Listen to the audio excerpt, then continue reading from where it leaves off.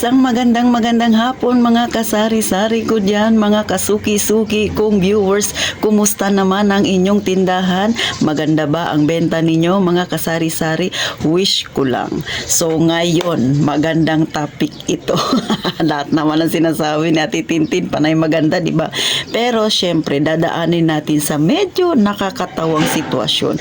Pero sana po makunan ninyo ng aral ito ha. Huwag kakalimutan ang sinasabi ni Ate Tintin kasi ito ay magbibigay sa inyo ng aral. Lalo na sa mga kasari natin dyan na napakabait. Paminsan-minsan kailangan tibayan natin ang loob sa mga ganitong tao. Kasi kung hindi mangungonsumisyon kayo. So eto na nga ang mga taong ito na ganito ang ginagawa kapag sila ay may nakuha na sa atin, kapag nakuha na nila ang ating tiwala at ang kanilang gusto, kapag pinautang mo sila, ano na ba ang kanilang ugali, kasari ha?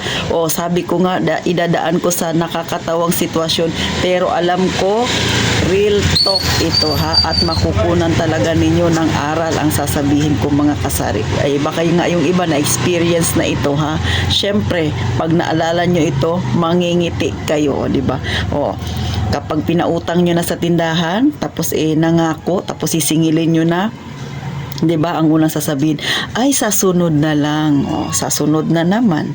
Dumating ang sunod na araw, sunod na linggo, sunod na buwan, at salamat naman mag-iisang taon na hindi ka na niya naalala. Lumipat na siya ng ibang tindahan na bibilhan.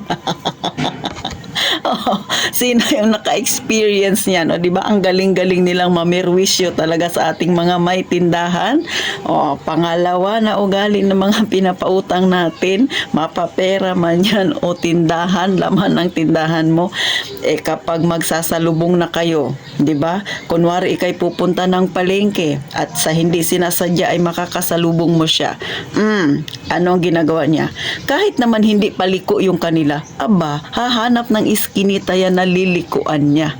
Para bang meron ka ng sakit na nakakahawa at iniiwasan ka niya.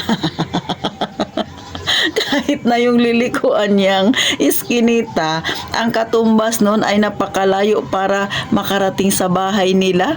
Diba? Tapos dapat makakasalubong mo siya kasi yun ang tamang daan papatungo sa kanila.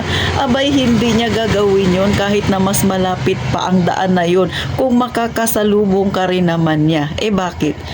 Yun na nga, iniiwasan kanya kasi ayaw niyang singilin mo siya.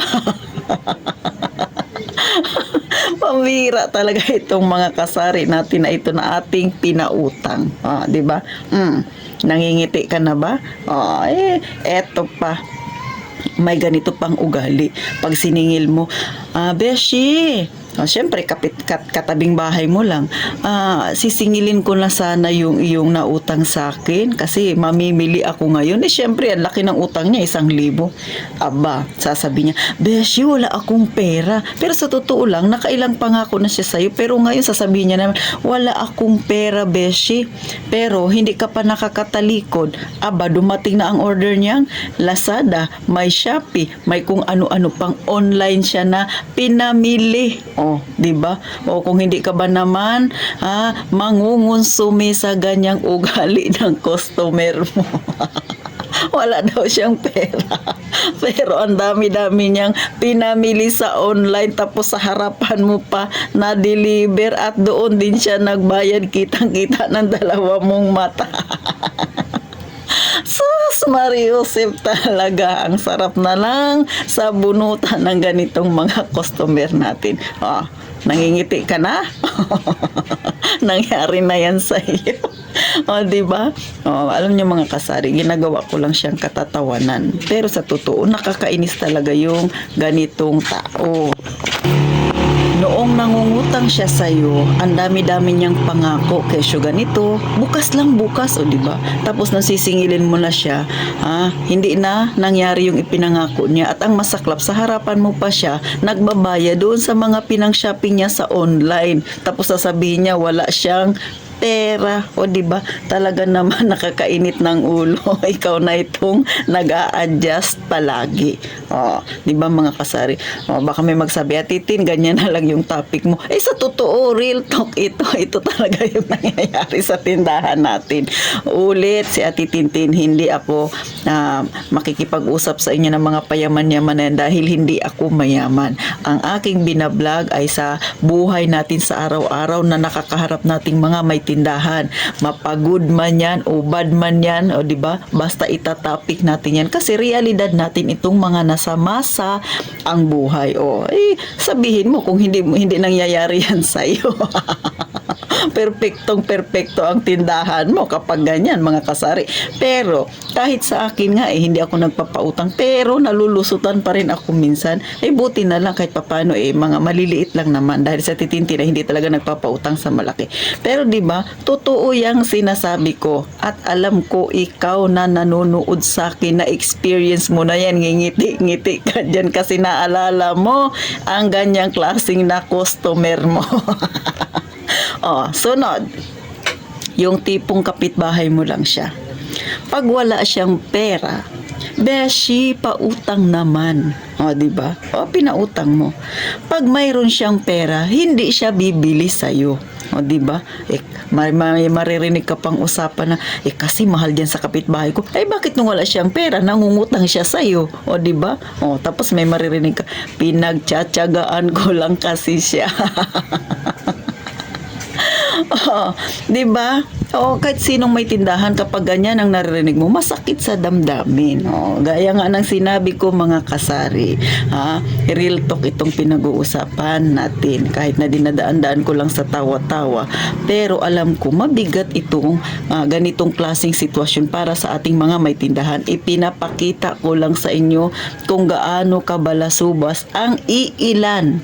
Ulit, ang iilan sa ating mga customer. Hindi ko nila lahat na ang mangungutang na mga kasuki natin ay ganyan ang ugali. Pero alam natin, kadalasan ganyan ang nangyayari talaga. Di ba mga kasari?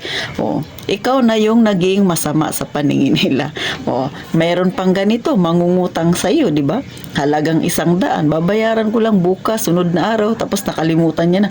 Pag siningil mo siya, may sakit na siyang amnesia. Sabi niya, may utang ba talaga ako? Diba? Ay nako talaga mga kasari. Alam niyo mga tinatapik ko mga kasari, iilan lang yan sa mga pag-uugali ng ating mga mamimili na kapag nga naman mahina-hina ang loob mo o maiksi ang pisi mo, ay talaga namang sasapitin mo ang barangay hall at maghaharap kayo sa harapan ni Kapitan. Kaya sa mga wala pang tindahan dyan na nanonood sa akin, real talk itong sinasabi ko, hindi ko to gawa-gawa kasi alam ko kayong mga may tindahan na experience nyo na yan. Diba? Yung iba kasi tahimik lang pero alam nila na nangyari yan sa kanila. Sabi ko nga, ayokong pabigatin yung loob ninyo. Pero ganito talaga yung buhay tindahan. Nangyayari yan, ha? Normal sa ating mga may tindahan. Pero ang hindi normal, yung mga mangungutang na hindi nagbabayad. Huwag nating gawing normal yun. Paano naman ang tindahan natin? Nadugot pawis ang ating ipinuhunan, mga kasari. So paano mga kasari, hanggang dito na lang ang kwelang talakayan ni Atitintin, pero alam ko kahit na ginawa kong kwela mga kasari, ito ay nangyayari talaga at syempre masakit ito para sa ating mga may tindahan. Kaya sana magkaroon kayo ng idea kung paano maiiwasan ang ganitong klaseng tao na customer natin na napakakunat, makunat pa sa gulong ng sasakyan, makapal pa sa halublaks ang pagmumukha. Diba? Minsan may utang na sa'yo, ilang buwan nang hindi nababayaran tapos biglang lalapit ulit sa'yo. Tapos uutang ulit siya. Diba? Saan kaya siya kumukuha ng lakas ng loob para mangutang ulit? Alam niyang may utang pa siya sa'yo. Tapos pag siningil mo, ay oo nga, may utang pa pala ako. Pambira talaga mga kasari. So paano, sana kahit paano nakatulong ako sa inyo mga kasari na ngayon pa lang mag-isip na kayo kung paano ninyo iiwasan ang ganyang klaseng mga tao. So eto na naman si Atitintin na nagpapaalala sa inyo, mag-iingat kayong palagi mga kasari.